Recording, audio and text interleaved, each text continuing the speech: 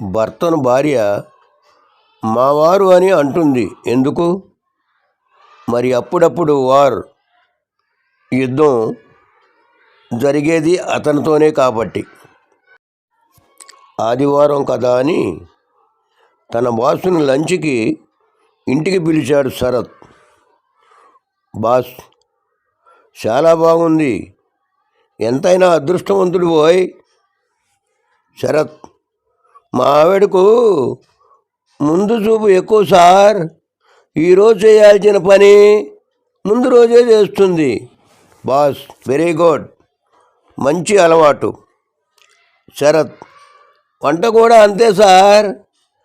మిమ్మల్ని భోజనానికి పిలిచానని చెప్పగానే నిన్నే వంట చేసి పెట్టింది.